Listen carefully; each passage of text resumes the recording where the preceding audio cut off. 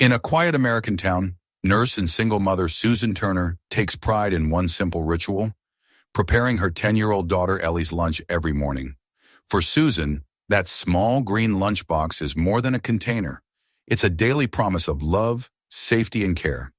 But when Ellie starts coming home hungry, withdrawn, and silent, the peace of their home begins to crumble. Each day, her lunchbox returns suspiciously spotless, as if the food has vanished without a trace.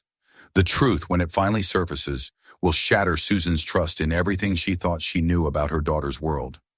Driven by a mother's instinct and relentless love, Susan uncovers a disturbing secret hidden within the walls of her daughter's school. A secret cloaked in authority, fear, and manipulation. As she risks her career, her reputation, and her sanity to protect Ellie, the battle between silence and truth takes on devastating intensity. Lunchbox Secret is a psychological drama about love tested by deceit, about a parent's unyielding fight against quiet cruelty, and about the fragile journey from fear to healing. It's not just a story about a lunchbox. It's a story about reclaiming safety, voice, and trust in a world that too often silences the vulnerable.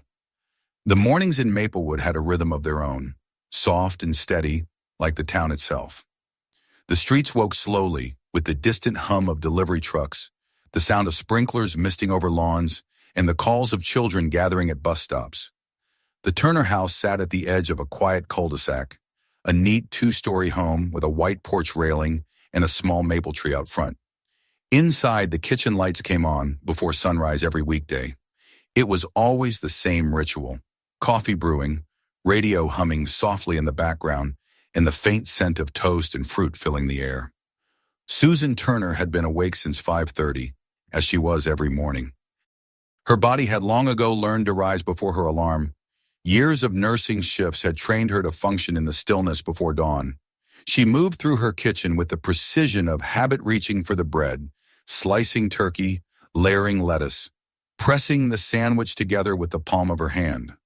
Her mind, though, was already racing through the day ahead: the patients waiting at the clinic, the medication rounds, the paperwork. But for a few minutes each morning, all of that fell away, replaced by a quiet purpose that meant more to her than anything else: making her daughter's lunch.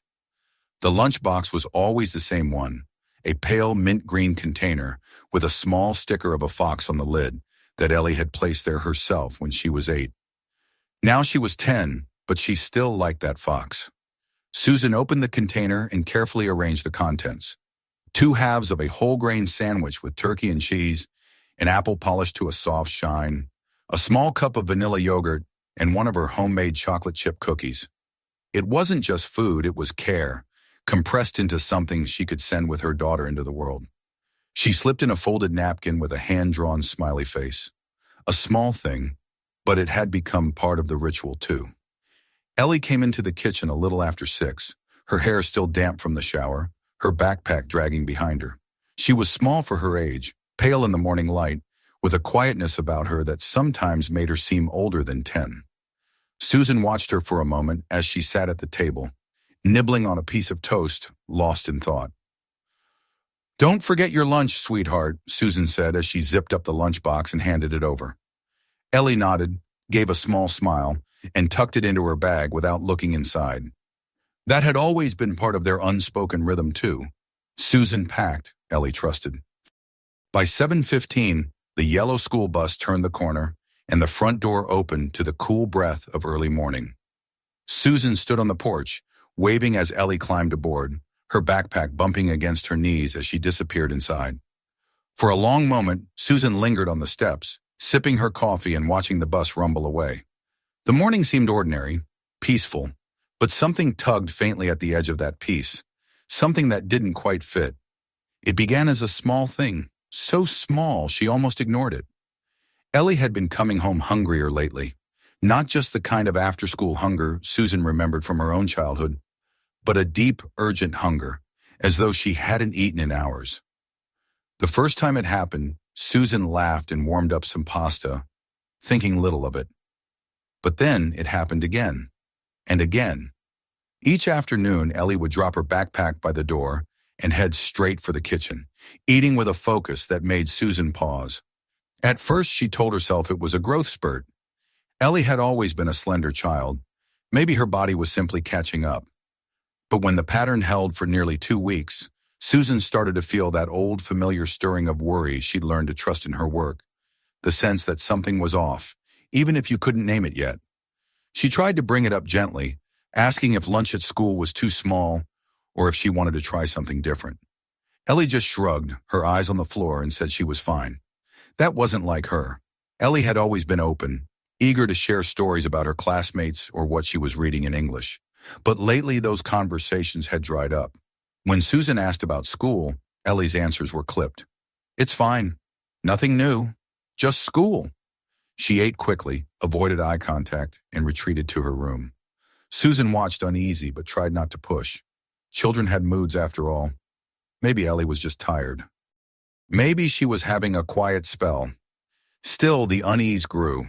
It hovered at the back of Susan's mind even during her shifts at the clinic, when she was supposed to be focused on vital signs and prescriptions. One evening, after Ellie had gone to bed, Susan stood at the kitchen counter with the lunchbox from that day sitting open before her. She'd picked it up from her daughter's backpack like she always did, planning to rinse it out. But something caught her attention. The box was completely clean, no crumbs, no apple core, no empty yogurt cup.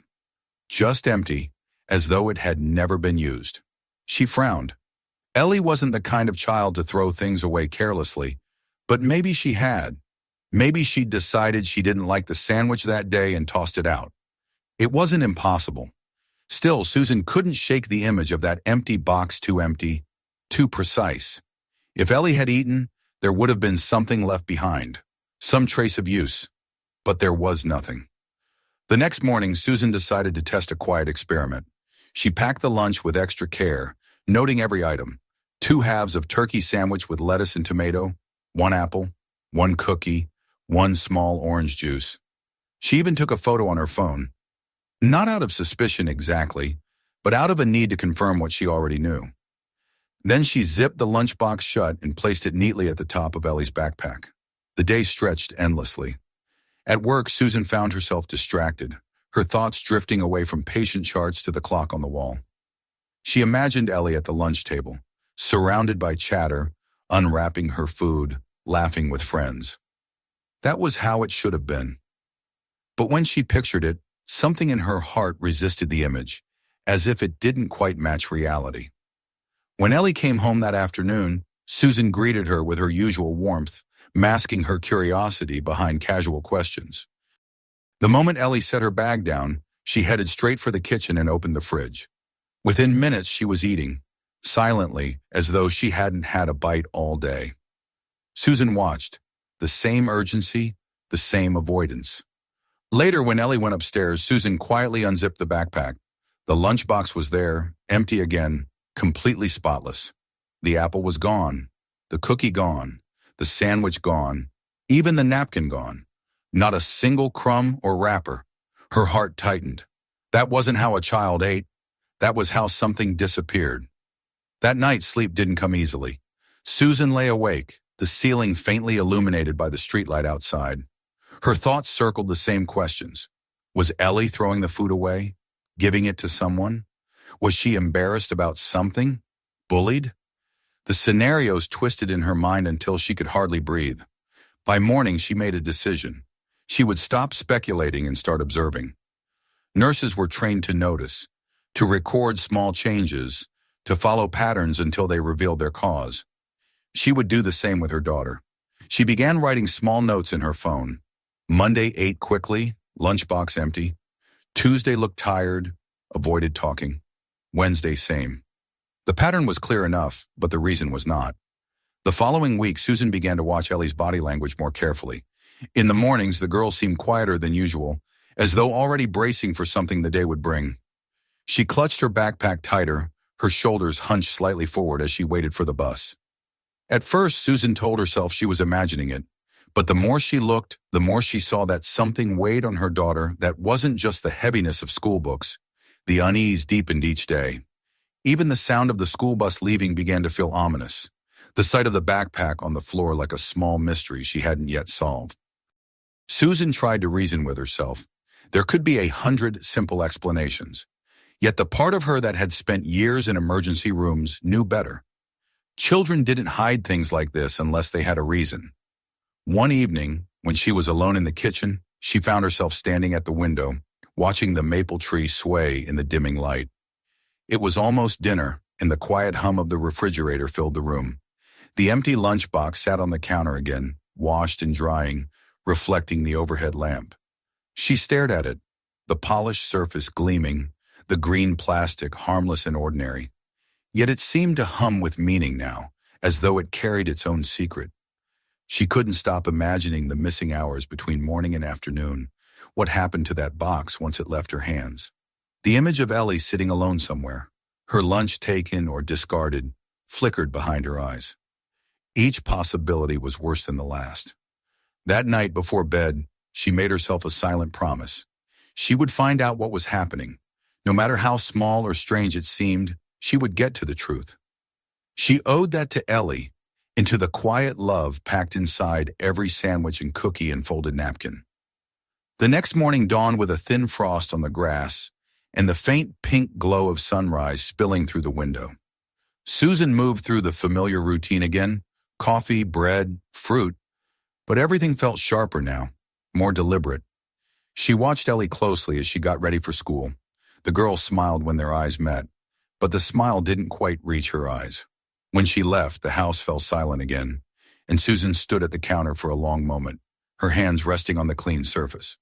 Something was wrong, and whatever it was, it lived somewhere between the walls of that school and the small green lunchbox she had filled with love. She didn't know it yet, but this quiet morning, so ordinary and calm, marked the beginning of something that would change both their lives forever. The day after that uneasy morning unfolded in the same measured rhythm as all the others before it, and yet everything felt heavier, sharper. The sun rose over Maplewood with its usual golden warmth, spilling light across the kitchen counter where Susan prepared her coffee. But the moment felt forced, as if normality were something she now had to pretend to believe in. The mint green lunchbox sat before her again, clean and ready, but the sight of it now carried tension instead of comfort. She filled it just as carefully as ever. Sandwich, apple, yogurt, cookie. But her movements were slower, her thoughts heavier. She had promised herself that she would no longer ignore the unease pressing at the edges of her mind. Something was happening between the morning and the afternoon, something she could not yet name, and she intended to find out what it was. Ellie came downstairs quietly. The girl looked pale in the morning light, her backpack already on one shoulder, as if she were in a hurry to leave. Susan smiled, but the expression didn't come naturally. She noticed how her daughter's eyes slid away from hers. Ellie mumbled a soft, "Morning," reached for her juice and drank it standing up. The way she avoided her mother's gaze sent a small chill through Susan's chest. When the bus arrived, the girl waved from the door, a motion quick and mechanical, and then she was gone. The silence that followed her departure was thicker than usual. At work, Susan couldn't shake the feeling that something was wrong. She checked on patients, entered notes into charts, smiled when required, but her thoughts kept returning to her daughter. Each beep of a monitor, each rustle of a nurse's shoe against the linoleum floor seemed to merge into the same question she couldn't stop asking herself. Why was Ellie hiding something? When her lunch break came, Susan sat in the hospital cafeteria, stirring her soup absently while watching families come and go. A small boy in a red hoodie laughed as his mother unpacked his lunch from a paper bag. It was a simple moment, ordinary and unremarkable, but watching them made something twist painfully inside her. That evening, when Ellie came home, Susan observed her daughter more closely than before. The girl kicked off her shoes, dropped her backpack by the door, and went straight to the fridge. Within minutes, she was eating, just as she had done all week, hungry, silent, and focused. Susan stood by the counter, drying her hands, studying her daughter's face. There was something guarded there now, a quiet defensiveness. When the plate was empty, she asked gently, "How was school today?" Ellie shrugged. "Fine. Did you eat your lunch?" A brief pause. "Yeah." Susan nodded, forcing calm into her voice. "Good. You must have been really hungry when you got home." "Guess so." That was all. The conversation dropped like a stone into silence. Susan felt the familiar frustration rise but pushed it down. She'd learned long ago that pressing too hard on a frightened child only made them retreat further. Still, her instincts screamed that something was very wrong. Later that night, as the house grew quiet, Susan sat on the couch with the lunchbox in her lap.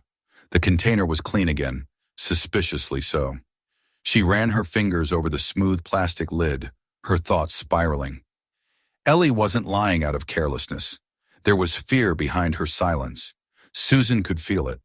The kind of fear that didn't come from a lost lunch or a playground misunderstanding. It was deeper than that. Something or someone had made her daughter afraid to talk. Susan decided to go to the source. The next morning, after dropping Ellie at the bus stop, she called the school.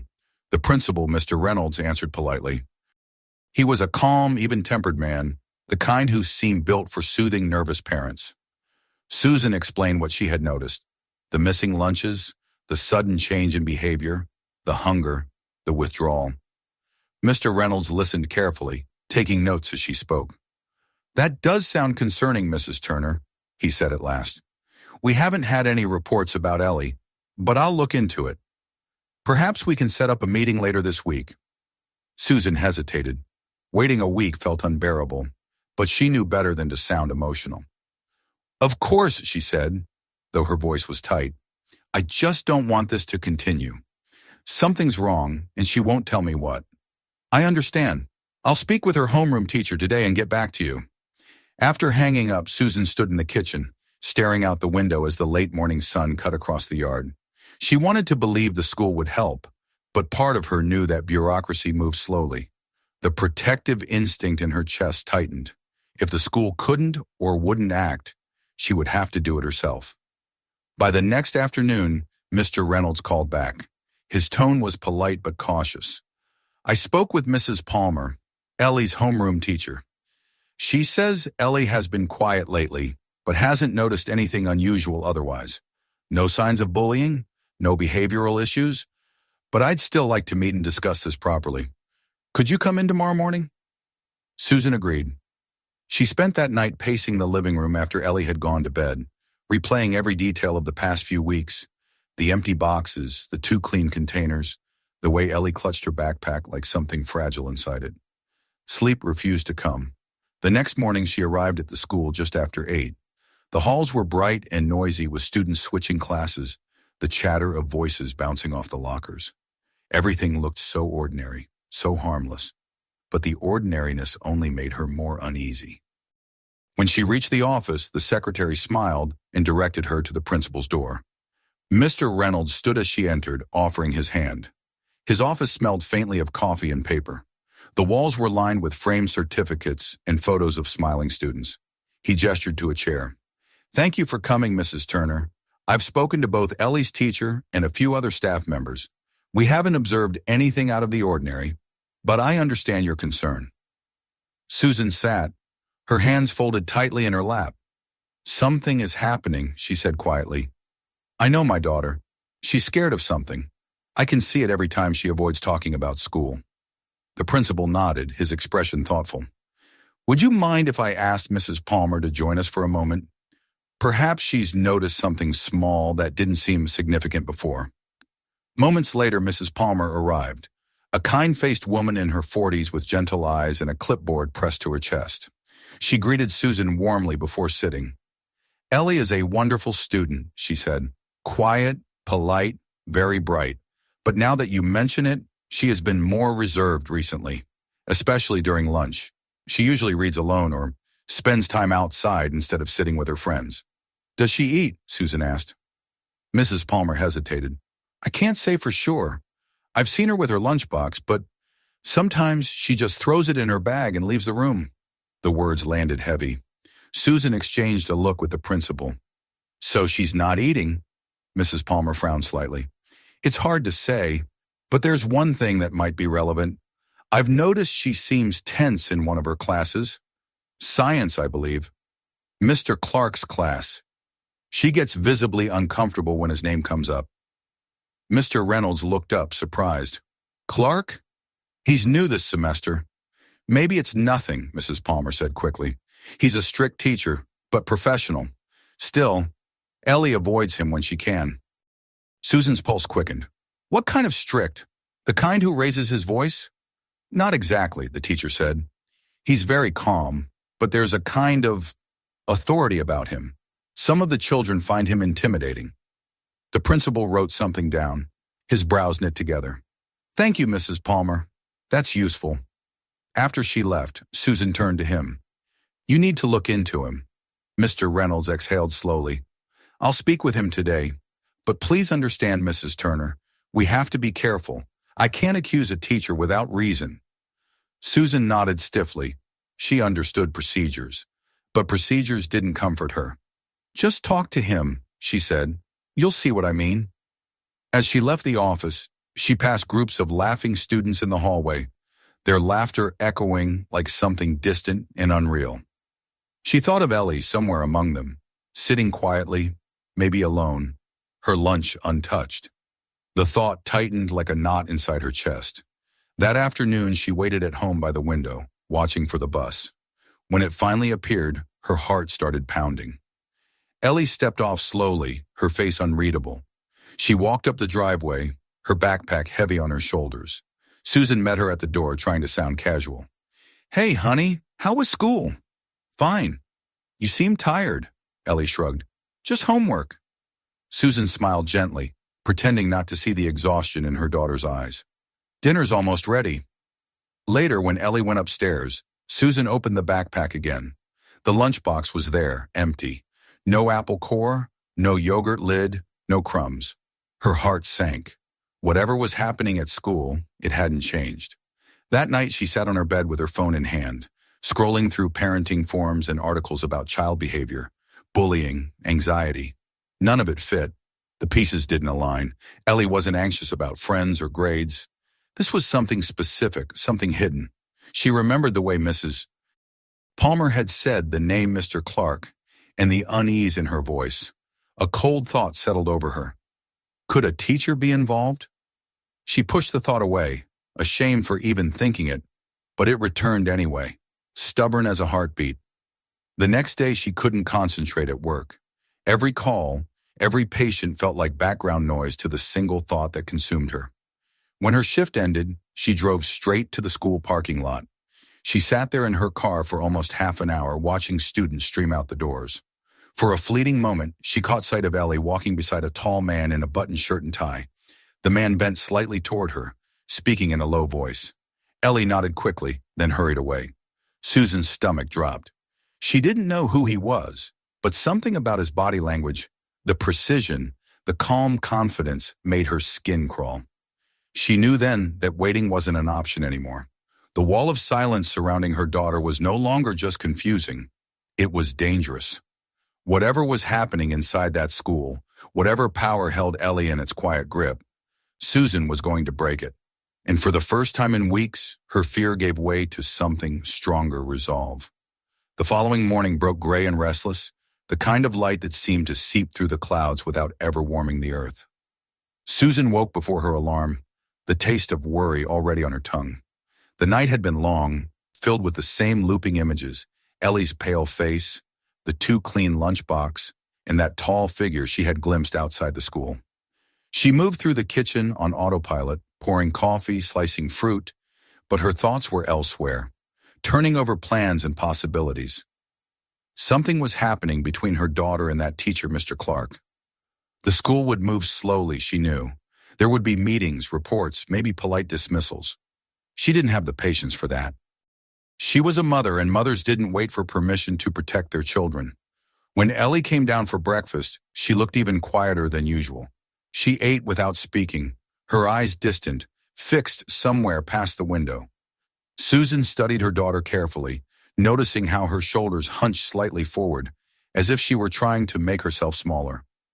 The way she handled her spoon, the nervous rhythm of her fingers against the table, even the way she avoided looking up, all of it screamed discomfort.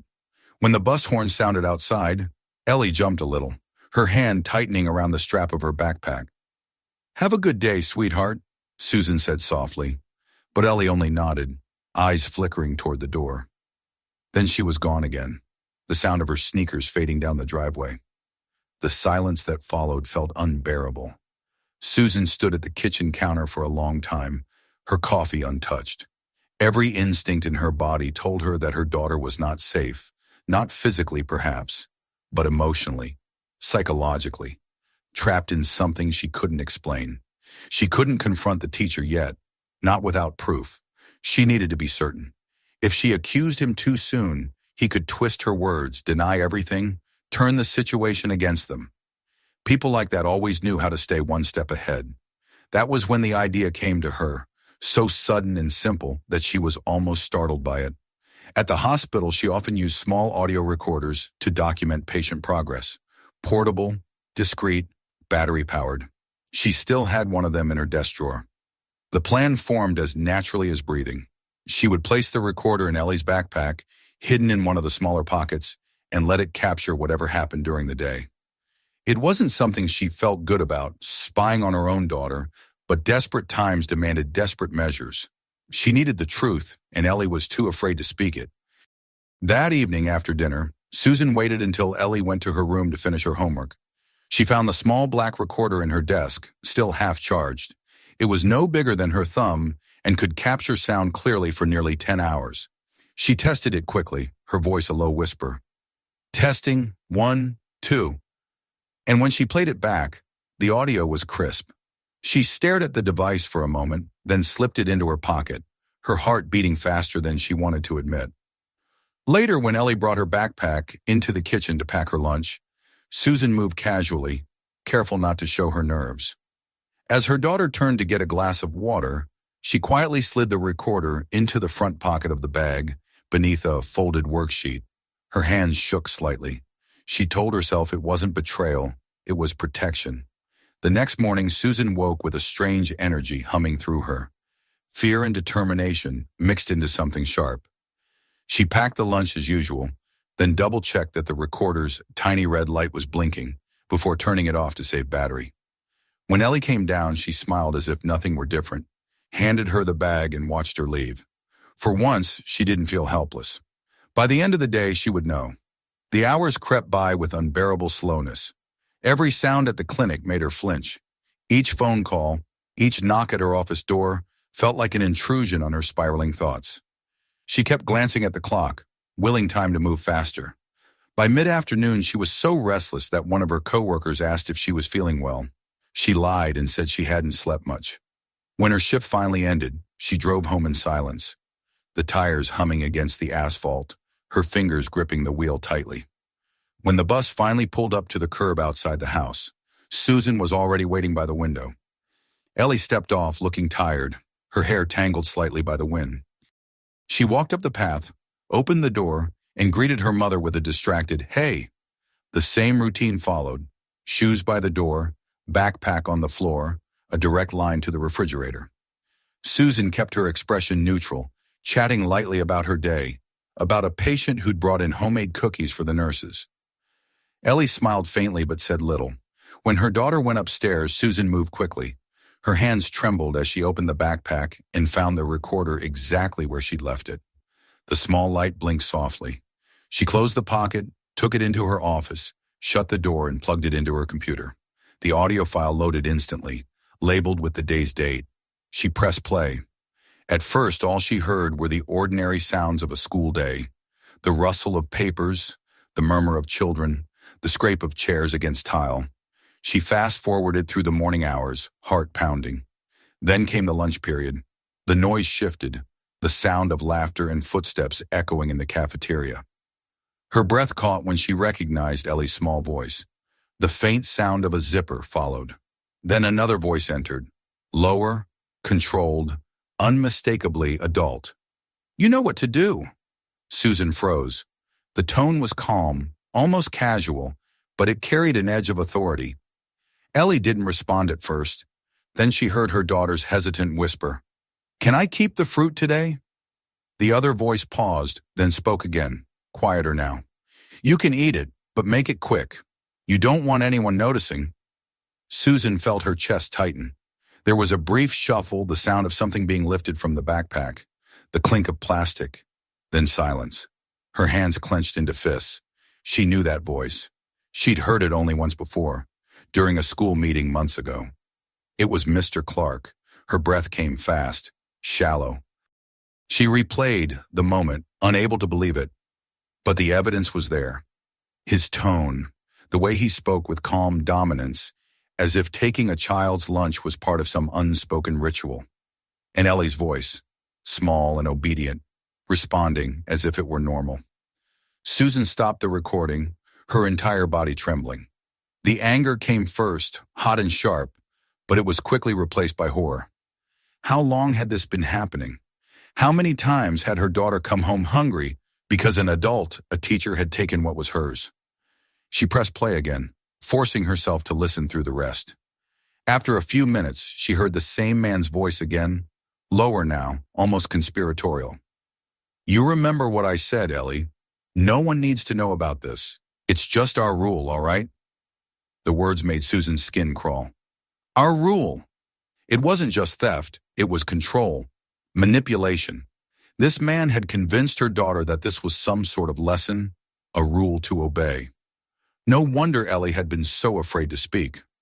She turned off the recorder and sat back, the silence of the room pressing down on her. Her reflection stared back at her from the dark computer screen, pale, stunned, trembling.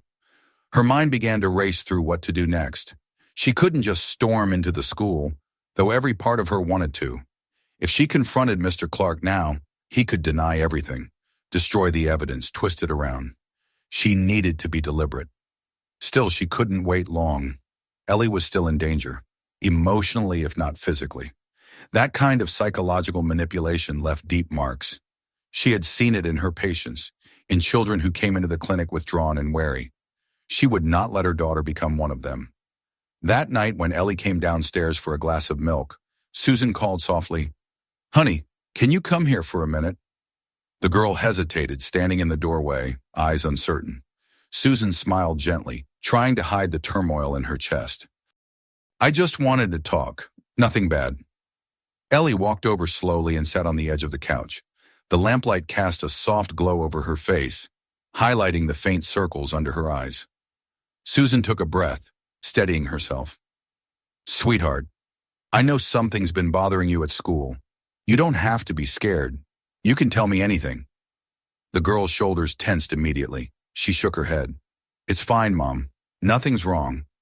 Susan leaned forward. "Ellie, listen to me. I know about the lunches." The silence that followed was almost physical. Ellie froze, her lips parting slightly. Her hands gripped her knees, her knuckles pale. Susan continued softly. "I know someone's been taking them. You don't have to protect anyone. Just tell me the truth." For a long moment, the only sound was the soft hum of the refrigerator in the next room. Then Ellie's eyes filled with tears. She tried to speak, but her voice broke. Finally, in a whisper, she said, "It's my science teacher, Mr. Clark. He says it's a rule that I have to share with him. He said it's part of learning discipline." Susan's heart cracked. She reached for her daughter, pulling her close. "You did nothing wrong," she whispered fiercely. "Nothing. Do you understand me? This isn't your fault." Ellie nodded against her shoulder, trembling. "Please don't tell him I told you," she said through tears. "He said it would get worse." Susan pulled back enough to meet her eyes. "He won't ever hurt you again. I promise." That night, after tucking her daughter into bed, Susan sat alone in the living room, the recording device beside her on the table. Every part of her wanted to call the school that instant, to drive over there and make them listen. But she forced herself to wait until morning, to act methodically. She would meet with the principal first thing. She would show him the recording, force him to hear every word. And this time, no one would brush her off. As the clock ticked toward midnight, she leaned back in her chair and stared at the recorder again. Such a small thing, and yet it had exposed the darkness festering behind classroom walls. Tomorrow would bring confrontation and maybe chaos, but at least now she had the truth. For the first time in weeks, she knew what she was fighting against. When she finally went upstairs, she paused by Ellie's door. The girl was asleep, her breathing steady, one hand resting over the blanket. Susan stood there for a long time, watching her daughter's peaceful face, and felt both heartbreak and relief. Whatever it took, she would protect this child. She had proof now. And by this time tomorrow, the man who had taken advantage of her daughter's innocence would face the consequences of what he had done. The next morning dawned cold and brittle, the kind of morning when frost glazed the edges of every car window and the air itself seemed to hum with tension. Susan had barely slept. The events of the previous night, the recording, Ellie's tears, the awful confirmation of what she had feared, played on an endless loop in her mind. She had gone over every possible outcome, every word she would say, every reaction she might face. There was only one clear path left. Today she would confront the school and the man who had taken advantage of her daughter's silence. She moved through the house with a deliberate calm, trying not to let Ellie see the storm inside her. She made breakfast as usual, poured juice into a glass, cut slices of toast. Ellie appeared in the doorway wearing her coat, her backpack slung over one shoulder, looking smaller than she ever had before. Her eyes were red from crying, though she tried to hide it. "You don't have to go to school today," Susan said softly. "You can stay home with me." Ellie hesitated, glancing down at the floor. "But what if he notices?" "He won't notice anything," Susan said, forcing a reassuring tone. "You're staying home, and that's final." Ellie nodded slowly, relief flickering across her face. She sat down and began to nibble at her toast, and for a moment, Susan just watched her. There was something fragile about the way her daughter sat there, as though a single wrong word might cause her to break. That quiet pain strengthened Susan's resolve. When Ellie finished breakfast, Susan gave her a hug and told her to stay in her room for a while, maybe read or draw. Then she went upstairs, changed into a clean blouse and dark slacks, and took the small recorder from her desk drawer. The device was so small, so ordinary looking, that it almost felt absurd to think of the power it now held. Proof. That was what the principal had asked for. Now she had it, and it was damning. By the time she pulled into the school parking lot, her heart was pounding so loudly she could feel it in her ears. The familiar brick building loomed ahead, its flag snapping sharply in the wind. She had always thought of this place as safe, a space of learning and laughter. But now she saw it differently, as a maze of closed doors and hidden corners where adults could hide behind authority. Inside, the hallways buzzed with the usual morning chaos, lockers slamming, voices rising and falling, the sharp squeak of sneakers against polished floors. But Susan barely noticed. She went straight to the main office where the secretary looked up with a practiced smile. "Good morning, Mrs. Turner. Can I help you?" "I need to see Mr. Reynolds," Susan said, her tone leaving no room for discussion. "It's urgent." The secretary's smile faltered slightly, but she nodded and picked up the phone. After a quick exchange of words, she gestured toward the principal's door. "He'll see you now." Susan stepped inside. Mr. Reynolds was seated behind his desk, a stack of papers neatly arranged before him. His calm, professional demeanor had always struck her as reassuring, but today it only fueled her frustration. She didn't want calm. She wanted action. "Mrs. Turner," he began, rising to greet her. "Please have a seat." She remained standing. "I have proof," she said, placing the recorder on his desk. The principal's brow furrowed slightly. "Proof of what?" "Of what I've been trying to tell you for days," Susan said. Her voice trembled with restrained anger. "My daughter's teacher, Mr. Clark, has been taking her lunch. He's been doing it for weeks, and he's made her believe it's some sort of rule. I have him on recording." Mr. Reynolds's expression changed. The professional mask slipped just slightly, replaced by genuine surprise. "You have a recording?" "Yes, you'll hear his voice. You'll hear him tell my daughter not to say anything. You'll hear him take her food." He hesitated for a moment, as though weighing the gravity of what she was claiming, then reached for the recorder. "All right," he said quietly. "Let's listen." Susan stood perfectly still as he plugged in a pair of small headphones and pressed play. The seconds stretched endlessly. She watched his face closely, the subtle tightening of his jaw, the widening of his eyes when Mr. Clark's voice came through, smooth and unmistakable.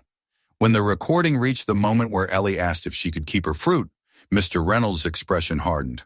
By the time it ended, his hands were trembling slightly. "This is Unacceptable, he said at last, removing the headphones. His voice had lost its calm neutrality. I can't believe... He stopped himself, closing his eyes for a brief moment. Mrs. Turner, I assure you this will be addressed immediately. Susan crossed her arms. You told me before that you needed evidence. Now you have it. What are you going to do? He nodded, setting the recorder down carefully. I'm calling him in right now. We'll handle this formally. I need you to stay here. I want to be present, she said firmly. He doesn't get to talk his way out of this behind closed doors. Mr. Reynolds hesitated, then nodded. All right, but I need you to stay composed. Let me take the lead. I'll be composed, she said coldly, as long as he doesn't lie to my face. He picked up the phone and called for Mr. Clark. The sound of his calm voice giving instructions to the secretary sent a shiver down Susan's spine. The reality of what was about to happen hit her in waves. She had played this moment out in her head, but imagining it and standing on the edge of it were two entirely different things. Minutes passed, each one thick with anticipation. Susan could hear the distant echo of students in the hallway, then the sound of footsteps approaching. When the office door opened, Mr. Clark stepped inside. He looked exactly as he had when she'd seen him from her car days earlier, immaculately dressed, composed, his blonde hair perfectly combed. His expression was neutral at first, but when he saw Susan standing there beside the principal, something flickered behind his eyes. Surprise. Then just as quickly, control. Mr. Clark, Mr. Reynolds said, his tone clipped. Please, have a seat. The teacher glanced between them and then sat down slowly, crossing one leg over the other. Of course. What's this about? The principal folded his hands. An accusation has been made regarding your conduct toward one of your students, Ellie Turner. Clark's expression didn't change. Accusation? He repeated lightly. I'm afraid I don't understand. Susan's pulse pounded in her ears. She wanted to shout, to tell him not to play innocent, but she forced herself to stay silent. Mr. Reynolds leaned forward, his voice steady. Mrs. Turner has brought me an audio recording. It contains your voice instructing her daughter to hand over her lunch and to remain silent about it. I've listened to it myself. For the first time, Mr. Clark's confident demeanor wavered. His lips parted, then closed again. That's being taken completely out of context, he said finally, his voice still calm but his tone sharper now. It's not what it sounds like. Susan's composure cracked. Not what it sounds like? She snapped. You've been stealing food from a child. You manipulated her into thinking it was a rule. Mr. Reynolds raised a hand quickly. Mrs. Turner, please. No, she said, her voice trembling with fury. He needs to hear this. You terrified my daughter. You made her think she'd done something wrong. Clark turned toward her, his expression icy now. With respect, Mrs. Turner, I think you're misunderstanding. Sometimes I remind students about sharing or school expectations. Children can misinterpret. Misinterpret? Susan's voice rose.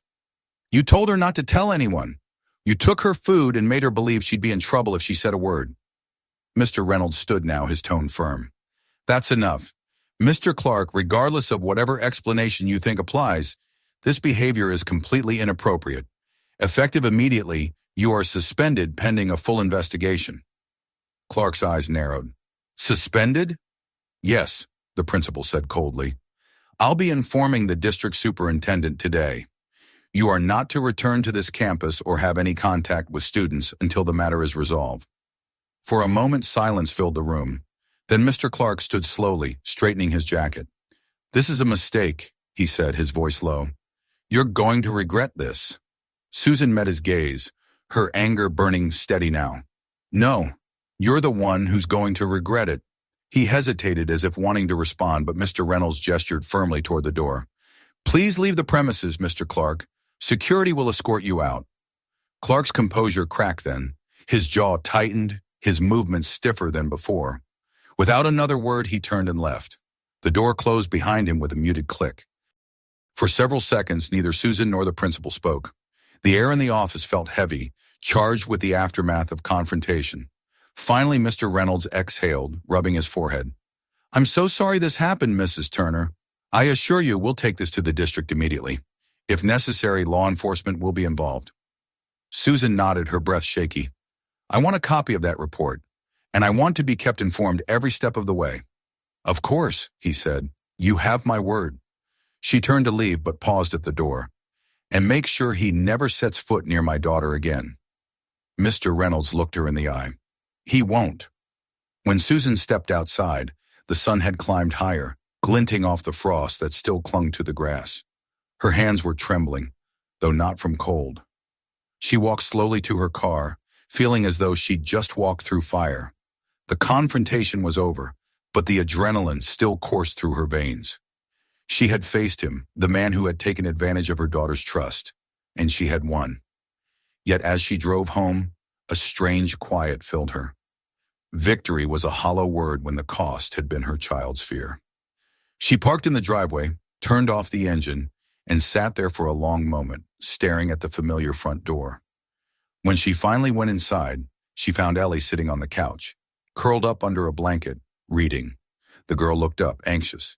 Did you talk to him? Susan crossed the room and knelt in front of her. Yes, he's gone, sweetheart. He won't be teaching anymore. You don't have to be afraid. Ellie blinked, processing the words, and then, for the first time in weeks, a small, genuine smile broke through. Really? Really, Susan said, pulling her into her arms. It's over. As she held her daughter close, the tension in her chest began to ease. The nightmare that had haunted them both was ending. But deep down, she knew that healing would take time. Trust had been broken, innocence bruised, and though Mr. Clark was gone, the echo of his manipulation would linger like a shadow. Still, as she sat there with Ellie in her arms, Susan allowed herself to believe in something she hadn't felt in weeks, a fragile but certain sense of peace. For now, that was enough. The first weeks after the confrontation passed in a haze of silence, paperwork, and emotional exhaustion. The storm had broken, but the aftermath was heavier than Susan had imagined. Mr. Clark's suspension became official the very next day, and within a week the district announced that he would not be returning. The principal, true to his word, contacted law enforcement, and there were interviews, long, uncomfortable ones, where Susan and Ellie had to recount everything. Each retelling scraped at the wound anew, but Susan kept her composure for her daughter's sake. When the case was formally closed and the school board confirmed that Clark would lose his position permanently, there was no celebration, no feeling of triumph, just a deep, weary relief that it was over. At home, though, the damage lingered in quiet ways. Ellie no longer feared going to school, but she was different now, more cautious, watchful, as though she'd learned too early that trust could be fragile. Sometimes she still woke up in the middle of the night, padding softly into Susan's room and slipping beneath the blankets without a word. Susan would hold her until she fell asleep again, staring at the ceiling and wondering how to rebuild what had been taken. The first small signs of healing came in unexpected moments. One Saturday morning, as they stood together in the kitchen preparing lunch, Ellie suddenly said, "Can we pack one for you too, Mom? Like how you do mine?" It was such a simple suggestion, yet it brought a lump to Susan's throat. "Of course," she said, smiling as she reached for another sandwich bag. They stood side by side, assembling sandwiches and cutting apples, the quiet rhythm of their hands slowly restoring something between them. Ellie started therapy soon after. The counselor, a warm woman named Dr. Hughes, specialized in working with children who had experienced manipulation or emotional trauma. At first, Ellie resisted, sitting stiffly during sessions and giving short, guarded answers. But over time, something shifted. She began to open up, not just about Mr. Clark, but about the confusion she'd felt, the fear of doing something wrong, the guilt for not speaking sooner. Susan listened to Dr. Hughes's updates after each session and felt both heartbreak and pride. Her daughter was brave, far braver than most adults she knew. Susan herself wasn't untouched by the experience. She found it difficult to return fully to her routine at the clinic. She would find herself staring at a young patient and suddenly remembering the helplessness she'd seen in Ellie's eyes. Sometimes she caught herself overreacting to small things, raising her voice too sharply when a nurse made a mistake, or flinching at a stranger's tone. She began to realize that the trauma hadn't belonged to Ellie alone. It had seeped into her too, in quieter ways. On Dr. Hughes's recommendation, Susan attended a few sessions of her own, though reluctantly at first. Sitting across from a therapist, she admitted things she hadn't said aloud to anyone. The guilt for not noticing sooner, the rage she still felt, the quiet fear that she had somehow failed as a mother. The therapist listened patiently and told her something that stayed with her. You didn't fail, Susan. You fought. And you won. The fact that your daughter still feels safe with you, that's what matters. In the evenings when the house was calm and the lamps cast warm pools of light across the living room, Susan and Ellie began a new ritual. They cooked dinner together, talking about ordinary things, the smell of garlic, the way pasta always stuck to the spoon, the silly things the neighbor's dog did. At first, their conversations felt careful, as though both were afraid to disturb the fragile peace that had settled between them. But soon laughter began to return, tentative at first, then fuller, freer. The school reached out as well. Mr. Reynolds called several times to check on Ellie's progress. The district counselor met with her once a week to ensure she felt comfortable in class. Susan appreciated the gestures, but she remained wary of the institution that had failed to protect her child in the first place. She attended every PTA meeting, every school event, her presence quiet but firm, her eyes always alert. Spring arrived slowly, melting the frost from Maplewood's lawns and filling the air with the scent of wet earth and budding trees. With it came subtle change.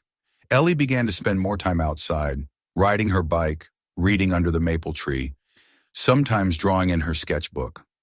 One day Susan glanced through the window and saw a drawing that took her breath away. A small lunchbox, open and full of food, with sunlight streaming across it. Next to it, a girl smiled softly while a shadow faded in the background. When Susan asked her about it later, Ellie just shrugged and said, "It's just something I wanted to draw." But Susan saw what it truly was, a quiet exorcism of fear, rendered in pencil and light. By summer, the house had regained its warmth. They took a short trip to the coast, just the two of them. It wasn't far, just a few hours' drive, but it felt like another world. They walked barefoot along the shoreline, collected shells and ate ice cream that melted too fast in the sun. One evening, as they watched the sunset from a small pier, Ellie leaned against her mother and said, "You know, I don't think about him much anymore." Susan turned to her, brushing a strand of hair from her face. "That's good," she said softly. Ellie nodded. "I just remember you being there. That's what I think about now." The words struck her deeply, and for the first time, Susan felt something inside her fully release. The guilt, the anger, the endless replaying of what-ifs, they began to fade, replaced by a profound gratitude. They had survived something dark and cruel, but they had done it together. In the fall, when school started again, Ellie walked into the building with her head held higher than before. She still carried the same mint green lunchbox, though the fox sticker was a little faded now. Before she left, she turned to Susan with a small grin. "Don't worry, Mom," she said, teasing lightly. "I'll actually eat it this time." Susan laughed, though her eyes glistened. "I'm counting on it." That evening, when she opened the lunchbox after school, it was different. Not empty, but pleasantly messy. A half-eaten sandwich, a few apple slices, crumbs from a cookie, ordinary traces of a child's day. Susan smiled as she washed it out, feeling the weight of the past months finally begin to lift. She realized, standing there at the sink with the fading sunlight spilling through the window, that the lunchbox had come to symbolize much more than food or care. It was a vessel of love, of fear, of loss, and finally of renewal. It had carried her daughter's silence, and now it carried proof that the silence had ended. Over the next months, life settled into a steady rhythm. The scars remained, invisible but real, reminders of what had happened. Yet they no longer defined their days. Susan noticed how Ellie began to laugh more freely, how she invited friends over again, how her eyes brightened when she talked about her favorite subjects in school. Trust, once broken, was slowly being rebuilt, not in grand gestures, but in the quiet consistency of love. One crisp October morning, Susan packed Ellie's lunch while the radio played softly in the background. She placed a folded napkin inside as always, but this time she wrote something new on it. Instead of the usual smiley face, she scribbled a short message. "I'm proud of you."